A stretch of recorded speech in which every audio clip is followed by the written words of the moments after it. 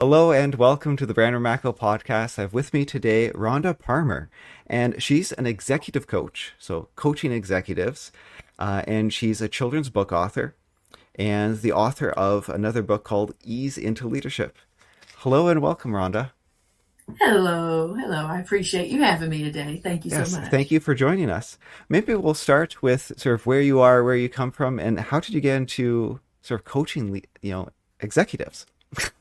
Okay, sounds good. So, my background is in public education. So, I have retired from public education after 31 years. I did retire a little bit sooner than I thought. I had a pretty serious back injury and Mm, was scheduled for surgery, but after 3 months of physical therapy, I ended up not needing the yeah. surgery, thank God.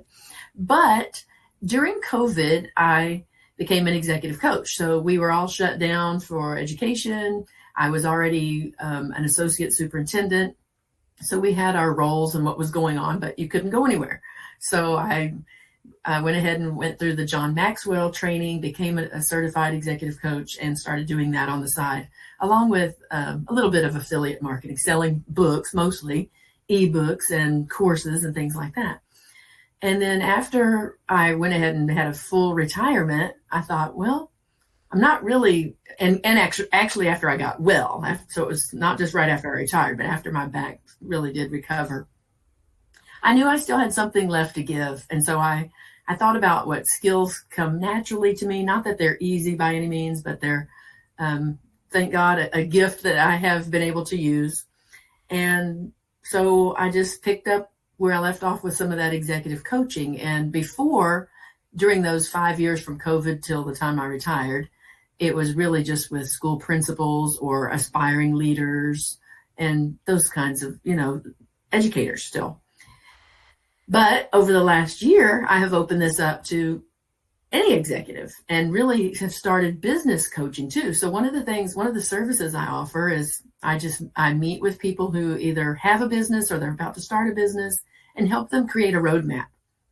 In education, we are very skilled at creating improvement plans Mhm. and strategic plans and that kind of thing. So I just transferred those skills over to working with businesses. And I've been both shocked and amazed. So shocked at some of the lack of systems and processes that some businesses have, but also amazed at how detailed and on track others are. So that's really what led me to create the Leadership Executive Group. And as it turns out, I truly work with all kinds people who have established business, maybe they're looking to scale, or someone who has maybe only been online and now they're going to open Mm. up a shop that's been dress shop owners or nail salons.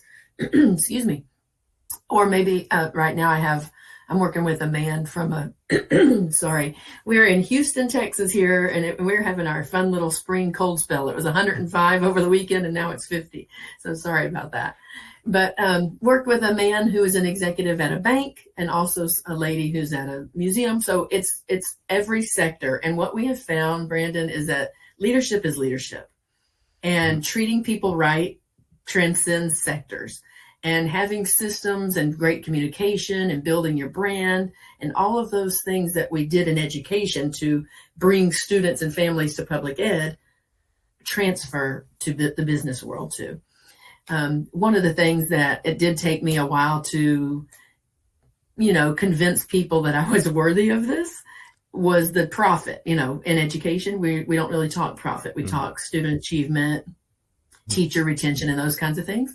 But what we found is when you have loyalty from the inside out, that builds your profit. And I just asked people to just trust the process, and the profits would come. And that's what we're finding. Well, I'd imagine with good leadership comes, a well-oiled machine, more efficient at getting work done, and efficiency is good. It's in any sector. Absolutely.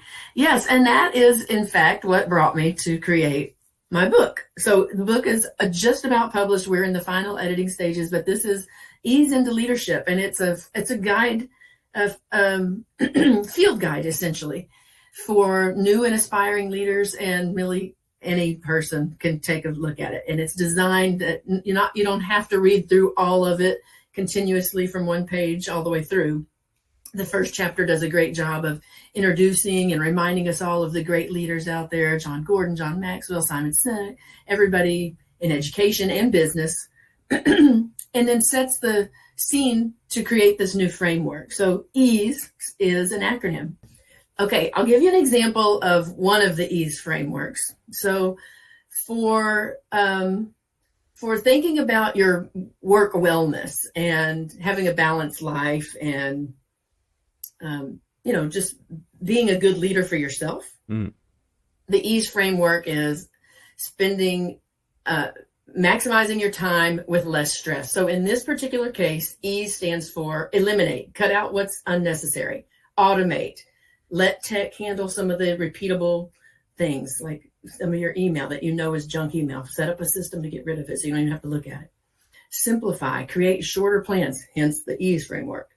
Fewer steps, clearer focus. A lot of times when I start working with business owners, they have 12 goals and it's like, there's no way. Or they'll have 18 messages in their vision, or their mission for success has 7 things in it. And I just tell them, our brain can handle 3 things. Let's narrow that down. Because really, even though you have 6, 7, 8, or 18, cluster them. So even in the EASE framework, well, I'm telling you this: eliminate, automate, simplify, and the last one, energize. And that is recharge. So you're great with your own productivity. Even though there's only 4 in this particular case, when you really start to look at it, you can put a few little sub things under there. But generally, our brain thinks in 3s. And so 3s or 4s about all you can do. So in this particular case, I'm just talking about, trying to reduce your stress. But I have an EASE framework for everything that leaders would need to do. Collaborating with teams, building outside business partnerships, marketing, sales, creating your roles and responsibilities, even doing a vision or values audit. So every kind of process, that's why I'm saying you don't have to read it page all the way through. You find your table of contents. Oh, we're looking on a values audit. We're looking at doing a values audit, or we're trying to create an improvement plan for our sales team. This is how you do it. Now, so everything is just broken down like that. Yeah. Like you can almost tell this is made by an educator and not a business person. Because as you said, sometimes you get advertisements by gurus. Oh my goodness, with this podcast, I get so many people wanting to sell things. And they're like, my goodness, I don't think you're as good as a teacher as you think you are. Sometimes it gets overwhelming. Yeah. And sometimes we have so much in our head, we want to just share it all. And we just have to remember people can't process like that. Break it down, make it actionable, simple steps, simple things to think about to develop your plan. Yeah, exactly. It's, myself, when I was a full-time teacher for 7 years, and was curriculum coordinator as well, for much of that, or some of that anyway. And I thought I was the best teacher ever because I was good. I was a physics teacher at college because I was good at physics. And so I thought if I explained my reasoning and just did really good examples that everyone would understand, that was what being a teacher was. And so if they didn't understand in class and came to me after, I would just pick another example and explain it again. Well, if it didn't work the first time, it really didn't work the second time either. Right. Mind you, there's some people who teach that way their entire career. Yes. We tell them longer and louder is not a strategy. Yeah. But yeah, breaking it down. And the secret is, frankly, my secret, 100% success rate at getting those 20, 30% students up to 60, 70, not even 60, 70, 80, 90% students. 100% success rate, as long as they came to me and spent a few hours with me, was just asking them questions. Instead of me doing the work, it was just asking them questions. And I love your EASE framework is like, what can you simplify? What are your real goals? Like simplify it down to 3. Like it's questions. You have to know what's going on before you can act on anything. You have to know what you don't know in order to learn. You're so right. In fact, every EASE framework comes with an implementation guide that is totally question driven. Yeah. So, they can rank themselves as a beginner, intermediate, advancing, or proficient or whatever, but it's based on the questions. So how are you doing on each of these steps? And then let's say they rank themselves as a beginner or an intermediate. Then you flip that page over and it's coaching tips and more reflective questions. So none of this stuff is designed to be a compliant worksheet that they have to turn in to anybody. It is simply a guide to generate conversations, to give them the question stems and build their own, a shared vocabulary so people can work together and accomplish more. A lot of people are used to questions being a summative evaluation. Like, how much do you know? We're going to score you. And they don't realize, and this is a fault of the education system, of we don't do formative evaluations because those are hard to grade. You can't have a formative Exactly. multiple choice test. And we need to assess. We need to assess score, score, score, score. So summative is the score to whether you pass or not. How much do you know? Formative is questions to help you learn. Yes. The analogy I use, Brandon, is if we taught everything like we teach children the alphabet, what a wonderful place of learning this entire world would be. Mm-hmm. So you don't ask a child when they're 4 or 5 years old to give you the alphabet and then you give them a score and you never look back at it.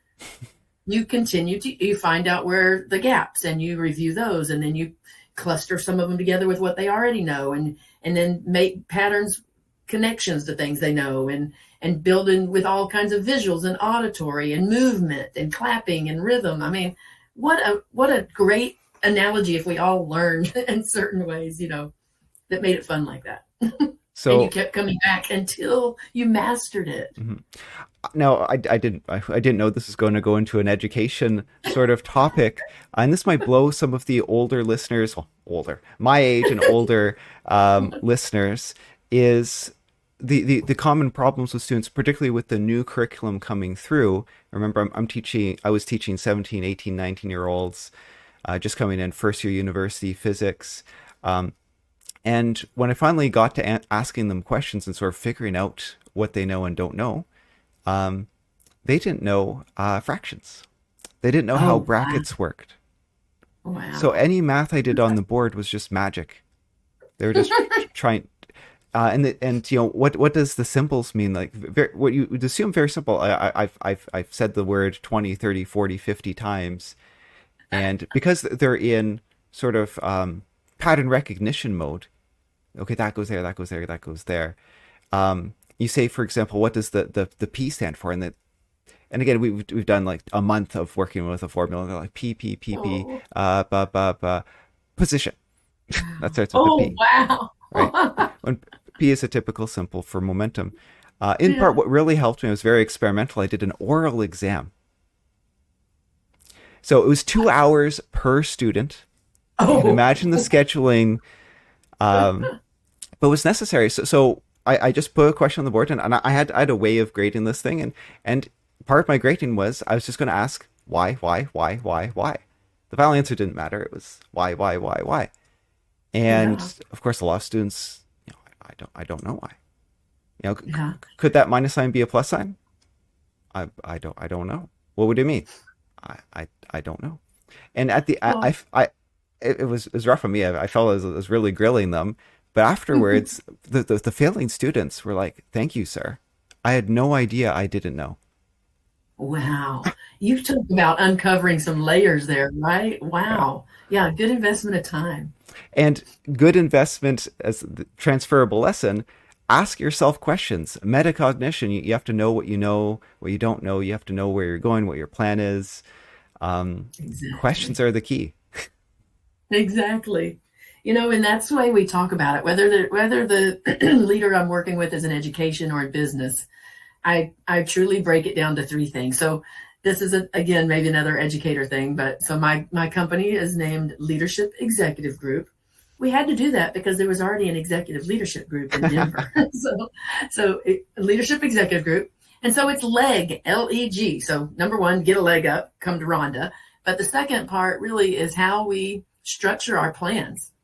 So I talked about, analyzing things in series of three. So L, lay the foundation. That's what every business needs to think about as far as their vision and values and what they stand for and who they're going to help and that kind of thing. And then engage all the stakeholders from the inside out, leadership team, all the employees, and you build that loyalty inside, they will help you build it for the outside. But then who are your partners? That kind of thing. And then G, grow without limits. So in what ways and in what areas, and when you, just like you did with those students, you start to uncover where are the areas needed for growth. So what's your needs assessment and where are we? Do we have a great sales team that gets along well, but they're not showing a lot of profit? Or do we have a team that shows a lot of profit, but they're not getting along well? So maybe these three down here are not as successful as the others. And theoretically they should be. This is the same company, the same products, the same services.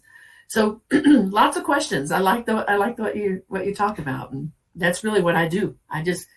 My husband asked me one day, how do you know how to work with engineers and bankers and museums and nurses? And I'm like, I just ask them the questions, and there's good in everybody and there's knowledge in everybody. They just have to pull it out. And by the time you're starting a business, you've already been successful somewhere in your life. So maybe there's a limiting belief that's got you capped somewhere, but you've already experienced success. So we go back to that success and try to replicate and think about those kinds of things, just like we did in education.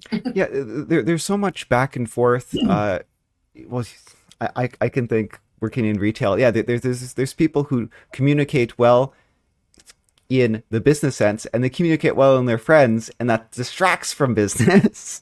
Right.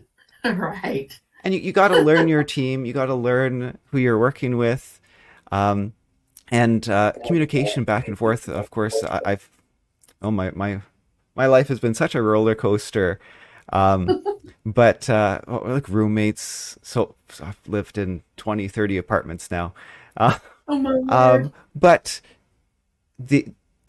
one, of course, roommate climbing the corporate ladder, there's so many people in management who just don't communicate and don't talk and don't listen to advice. And you basically, if you're working under one of these people, you're almost fighting with them, or you're talking to their boss directly because your information isn't getting there. And then you think of Toyota was, I think, famous for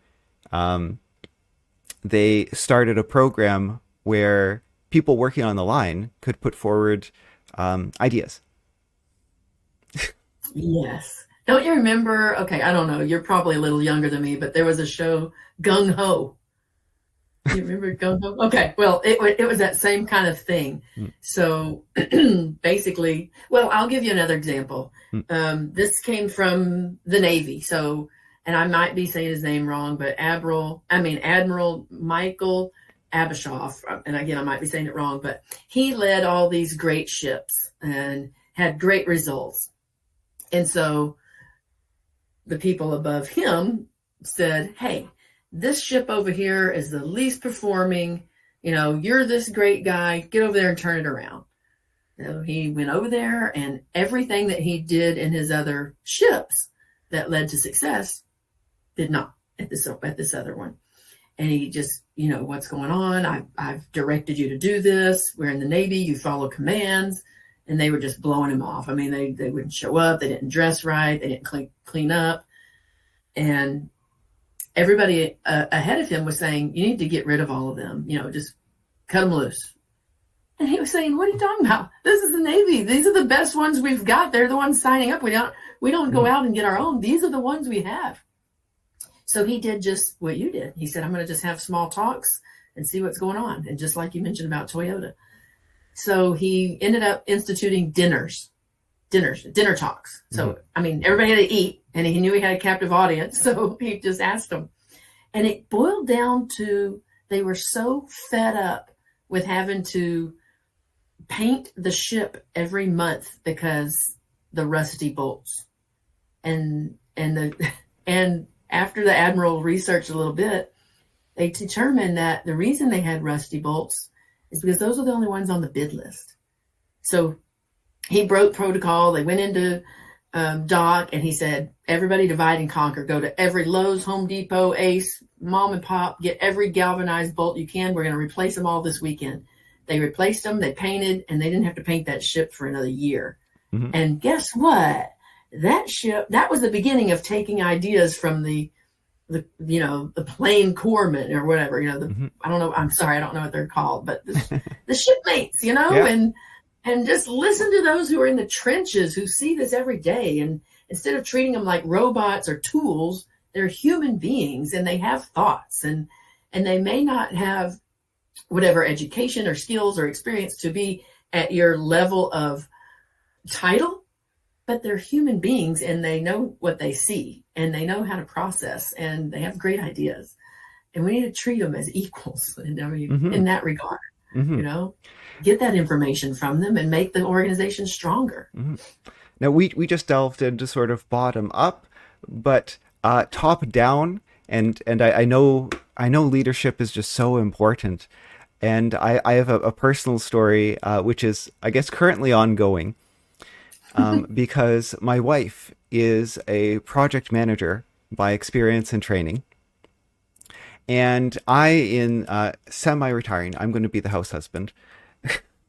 In semi-retirement, I've started many, many, many projects, and with too many people, so I've given myself too many deadlines.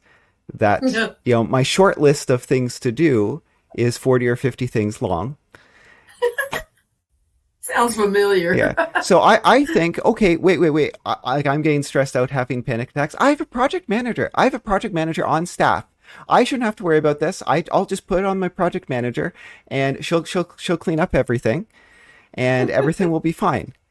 So I start writing a list, and it's a full page, like both sides, and she's like, no, like two or three things. I like, and I'm thinking, she doesn't know how to do her job. Like, she should just work with whatever I give her. And she's like, no, I don't work with whatever I'm given. You get down to two or three things, and then I will manage you to do those two or three things. There you go. So interesting. Yeah, mindset, right? Something that's doable, and where you do find success. So you need to have two lists. You need to have your brainstorm list and your doable list. And I just imagine in a big business, if you're trying to be a leader and your project manager isn't doing her job, maybe you're not leading properly. You're giving her. Brandon, you're right. Yeah. So what I have another signature workshop, or I guess signature program, called the Confidence Accelerator. And it's basically designed to determine whether you have limiting beliefs for yourself. So maybe you're stuck. You can't even, move forward because of, I'm too old, I'm too young, I'm too whatever, I'm not worthy, blah, blah, all those weird imposter syndrome things that only humans do. Mm-hmm.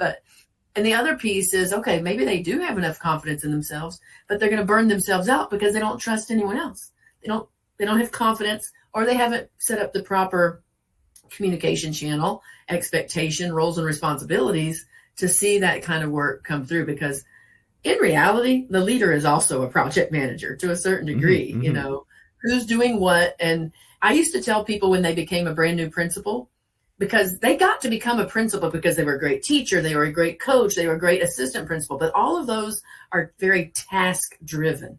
And we used to say pardon my language, we used to say for assistant principal, it's books, buses, and butts, So you've already managed that, and you did it so well that now they're trusting you to become the principal, the head principal. But you will not do any of those kind of tasks anymore unless you're filling in training or whatever. Your job as the principal is to set that vision, keep that flag up where everybody understands and is rowing in the same position and the same direction, but also to hire the great people who can help you reach those visions, and then somehow set up systems where you can determine whether they're helping you or not. Mm-hmm. And if they're not, is it a training issue, so a skill, or is it a will? So, and if it's will, that's one thing, determine if there's something deeper than just the will that's coming out. But if it's just the will, then those kinds perhaps do need to find a different job. But if it's a skill or if it's an underlying skill that's behind a wheel, you know what I mean, then train them. Mm-hmm. Because if you don't train them, number one, you will burn out. Mm-hmm. And number two, you're robbing them of their own learning to potentially come up and take your place one day. Mm-hmm. So you're robbing them of that potential promotion or potential leadership that they could move into. Now, a lot of what we're talking about, I've had a lot of personal coaches, mental health counselors, and a lot of what you're saying is universal, right? Yes. Yeah. Yeah. It is. It is. And sometimes what I'm so thankful for is that there are enough people in this world that my service is still good. It's still valuable. And Mm-hmm. even though there are tons of people out there like me doing some of this, it'll resonate with the right people who need to hear it from me, either my tone or my analogies or my energy or whatever you want to say. There's enough people and there's enough issues in the world that we all could benefit from just having someone to process this with, especially leaders. You're almost like a silo of yourself because there's certain things you cannot divulge to everyone else. You do have your upper management or your leadership team where you can, but even still, you still have a tiny bit of a wall so that you protect your role from, that you have that confidence. Mm-hmm. It's very rare that you can be 100% vulnerable with the person who's you're still supervising. Mm-hmm. So I still have a coach, and I remember when I first started this business, I was talking to my good friend and I was going through some of these issues with her, and she said, I can help you. I mean, I'm your friend and everything, but do you have a coach? I said, well, I am a coach. And she said, I know, but do you have one? And it was just like, wow, no, I need to get one. Yeah. And so I started with the Small Business Association here in town and just started learning a lot of people and meeting them and then networking on social media, and finally found one who I resonate with. I mean, there were thousands that I saw or heard of or even listened to, would get on their website and listen to. But, when the one comes into your life that you really resonate with, like, okay, I can trust this person. They're not going to try to be a know-it-all. They're going to help me. And that kind of thing. It just, luckily it's universal, but Yeah. people find what they like, Oh, and coming from the healthcare, well, so I left education, went into healthcare. So coming now from the healthcare perspective, when I would send people to counselors, people often didn't mesh well with their counselors. But they think, Right. okay, I tried counseling before, it didn't work. Okay, well, maybe it didn't work with that counselor. You got to Exactly. you didn't mesh with them. Like, did you fight with them? Did you resonate with them? No, I didn't. Well, then it doesn't work. Exactly. Exactly. Same with coaches. I mean, if you have coaches giving you advice on things and it doesn't resonate with you, it's not aligned to your soul, then you don't feel like it's working. It's going to work, and you don't feel like you need to waste your time trying to do that. So I try to really get to know the clients and what makes them tick, because they don't have to think exactly like I do, but I have to figure out how they think and what lights their fire and what motivates and drives them. And just like you were saying earlier, a lot of people, whether it's in teaching or healthcare or leadership or whatever, we all have a tendency to train and teach and expect people to act the way we do. Mm-hmm.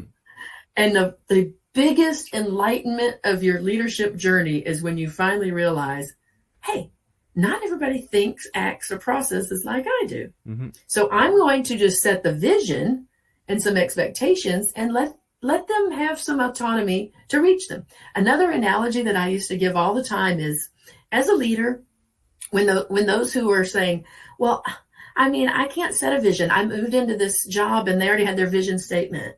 Okay, that's fine. But as leaders, we all have pretty much the same vision. Get everybody together to accomplish some things. So whatever it is, speak it regularly. But this is the analogy. If they couldn't get that, I would say, hey, pretend you're going to have and I'm in Texas. So I would say, hey, pretend we're going to have a meeting in Austin, Texas at 4:00 on Saturday, the 12th or whatever. Saturday, April 12th, everybody needs to be there at 4 o'clock. It is casual, so just come as you are, and we'll start it at 4 o'clock. We will have dinner. So you've told them what to expect. You didn't tell them if they needed to get there right at 4, or if they could get there that morning and play around, or if they could come in Friday nights in the night, or if they wanted to take an airplane or drive a car or carpool. So all of the how is in their hands. Mm-hmm. As long as they finish and get to the what and the result. Mm-hmm. And that's a hard thing for leaders. They want to micromanage or tell them every single little detail. And that makes people feel like robots, and they don't feel valued, and they don't feel like they got to be creative. And anyway, I don't know how I got on that, but Well, it's just like in any sector, if it's not working, there's probably a deeper reason why. Yeah. You need to resonate. It needs to line up. Again, when I do a lot of these interviews, and there's so many, the type of people who will quit their job or after retirement start a second job and will try to help other people, or they have a mission. We typically have similar mindsets. And yeah, it's something as simple as, if something's not working, we need to try something else. We need to find where the problem is. And you would think that sounds so obvious. But something like healthcare, or like physical therapy, you had a successful physiotherapist. But my guess is your physiotherapist, once you got stronger at one thing, probably changed the exercise. And there's so many physiotherapists, this is the protocol, because that's the way the education system is. This is the protocol. So if you're not progressing, we just need to stay on step 2 longer. And so they're on step 2 for 6 months, 1 year, 2 years, 3 years, the rest of their life stuck on step 2, instead of being like, well, we're not progressing. Where's the problem? Exactly. And it's sad, isn't it? Oh, so sad. And having someone to talk to. So I come from research. And in research, I love research culture, because every office will have a whiteboard. Every office has a whiteboard. And every office has, three or four postdocs, maybe some students. And it's expected. You walk up there, you say, who's free? So, and you sort of volunteer your time. I'm not free, but you know what? I can do it. I have some time. I can do this. Because you'll need the help later. And because you need someone to bounce ideas off of. Like, that's the way research works. You need someone to talk things out. And then you go to medicine, or you go into the other sectors, and people almost feel outside. No, I need to be the expert. I need to know everything. Like, that's true. But you're isolated. You're not talking to people. You're not getting bouncing ideas around. Of course, you feel isolated. As a medical doctor, the most successful medical doctors will try other things if it's not working, and consult other doctors when they're not an expert. Yes, I'm going to tell you a personal story about that. I've never been more impressed, and this, for many reasons, spiritual and research, shaped how I ended up leading others. But my very first year as principal, had a double cancer diagnosis. And I was total shock. I was only 33, had the cruddiest insurance because I was healthy. I was swimming and water skiing and working out. I was so healthy, nothing wrong. All my blood numbers were good, no medications, nothing. Well, I did get hives, but turns out that was some indicator of the cancer. But anyway, the thing that impressed me the most is this highly acclaimed worldwide research doctor. When he got the information, he said, I don't know. This is what I think, but I'm going to the tumor board on Monday and we're going to talk about it. I said, tumor board, what is that? And he said, the group of doctors that get together and we share our cases and we really look at what could this be and what would be a good protocol, or have anybody seen it before? And I thought, oh my gosh, y'all do that? That's genius. And why are we not doing that in schools? And why are we not doing that at banks? It's because of different competition, and I understand competition. I love competition, but not to the detriment of humans, Mm-hmm. So, wow. And so luckily, I did go through a protocol. That was 20 years ago. I'm all fine now. But that changed the way I began coaching people, even as a principal. Because in education, I know, I don't know where you lived, but you mentioned a Finnish background, but we learn a lot from the Finnish in education and Mhm. about excellence. But when I heard about that through the doctors, I said, we're going to do that here at this school. So when you do have your formative exams or even your summative exams, you're going to get together with the other teachers who have that same content or grade level or whatever Mhm. and analyze the results. Because as I mentioned earlier with the sales team, if we're on a sales team, we're all selling, I don't know, Cisco food products to restaurants, and 3 are doing great and 3 are doing poorly. What's missing? They all have the same training, they all have the same products, they all have the same sort of regional areas. Why are 3 underperforming? And that's the same questions we asked in our teachers. And so logically, you could say, well, this is a beginning teacher, or this is a teacher who has a class perhaps that could be overloaded with students who have disabilities or learning differences or whatever. Okay, that's even more reason to talk to one another Mhm. and to share the exact strategy you use. And then guess what? If you and I both teach physics and you do a great job with sine and cosine and parabolas and all that, and I really am looking more into, I don't know, some other physics Mhm. area, we trade kids. So you take the ones of my Oh, class that are struggling so smart. with parabolas, and I take the ones that just need vocabulary or whatever, from you. And so it was just a sense of, hey, if doctors can do this about patients' cases, surely teachers can do it for students. It's just a matter of breaking through the schedule, breaking through mindsets of these are my kids and my kids did better than yours. And no, these are our kids. And this is the world and United States and Texas and Houston or whatever. But we're going to share the goodness that we each have and make sure the students get access to the best of both. You say that, and I'm like, we did do that. We did do that to a certain extent.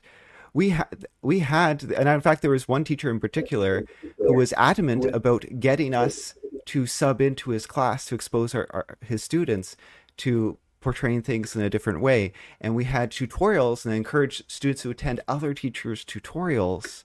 And so we did end up doing that.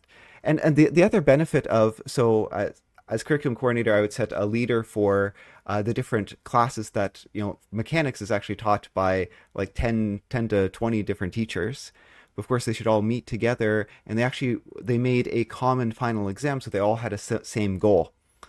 But my Perfect. goodness, when I was first gone to teaching, the first year I was, no, second year I was teaching, there was a new cohort from a new curriculum coming in, and they were much, much, much worse. But if I didn't have the team, if I couldn't talk to the other teachers, I would feel like, am I bad? Like all of a sudden, all the students are failing. No, they were failing because they couldn't do basic mathematics, but but they Yeah. weren't learning because they couldn't do basic mathematics. But like I was thinking, like something's wrong with me. I'm teaching the same stuff I was last year, and now they're all failing. And I was putting 10 questions on the test, and everyone was doing fine last year. Are the questions harder because now they can only do like no one in the class can write more than five? Like they're so much slower. Like, is it a problem with me? And if I didn't have the communication, and I would think it was just me. It turns out it was not me. But then we could talk about how do we fix this? Exactly. Yeah.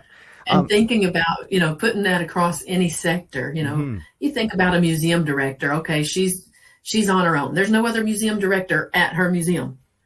So who is she going to speak to? Who is her cohort? Her collaboration team. So we have other nonprofits in the area and we have other museums in the area, but they're all competing for the same visitors. Hmm. So how can we kind of get past some of the competition and share the great things that we know work to benefit society? Hmm. And that's without giving away your secrets or without, having your competition because, I don't want to pretend like I'm against it. I'm not, but I know we have to compartmentalize it a little bit so we can get together as human beings and do great things. And if not in the same city because of that competition, then online. We're in a great position now to Hmm. network online and hey, in Denver, what are y'all doing at your flight museum? Or what are you doing at the Natural History Museum? We're not competing for the same people. So tell me your ideas. Now we're running out of time a little bit here. So, but I do have just a couple more points, but maybe we Okay. can squeeze these in. First, I will say, and again, this is coming from a healthcare background.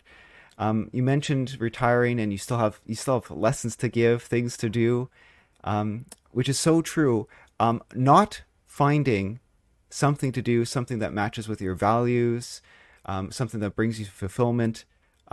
If you retire and you don't have something like that, it will kill you. The Yeah, statistics, I forget the exact number, but you'll live like on average like 5 to 10 years less if you yep, don't have something, and that the that's quality right. of life during the time you will have will be lower. You need to have friends, you need to have things you like to do, and sometimes service, volunteer work, or starting a job, or working part time at your son's business or something to find fulfillment with is necessary. People think retirement, okay, I can watch movies and things. You're gonna die. Yeah, yeah, you're gonna get bored real fast, and Yeah, um, yeah, and oh, I'm gonna just travel. Okay, you're gonna travel every single day. I yeah. mean, find something that aligns with your soul and go help out. You feel so much more purposeful, and since you're not getting paid for it, especially on the volunteer part, the service part, since you're not getting paid for it, there's not as much pressure. Hey, I'll go once a week or I'll go twice a month or whatever. But if you know you still have something to give, there's some value that you can provide, you might as well monetize it. And Hmm. there are so many ways to do it. Even if it's just, I mean, I mentioned earlier some affiliate marketing and writing ebooks. I mean, ebooks, with all the different tools we have now, whatever topics you love, whether it's indoor gardening or exterior painting or crafts or food or nutrients or whatever you love, write a book about it and sell it. I mean, you can go online and easily find that out. Hmm. Then your hobby is at least making a little bit of money. Hmm. And maybe another point I'll ask on is what's the connection between children's books and leadership? Okay, I love that you asked this. So it does have a connection to my previous life as a school teacher, and as it turns out, I should have been writing these for 30 years. I just was afraid I didn't have time, or I wasn't going to be good enough to match these other people, and all that is hogwash. So anybody who's watching or listening, if you have something you want to go do it. Do not Hmm. wait. Hmm. Do not wait for it to be perfect or the right time. Just start, because action leads to more success. Imperfect action beats inaction every single day. You'll get better with time. But what I found is this is a series of books. So I'll show you the first one. This is the Spanish version. But anyway, The Guardian of London is the very first one. And this is Buster. And that was my husband's childhood dog. And I have been hearing about Buster my entire married life. So here's Buster, and this is in the city of Houston. So we have the whole Oh yeah. spread.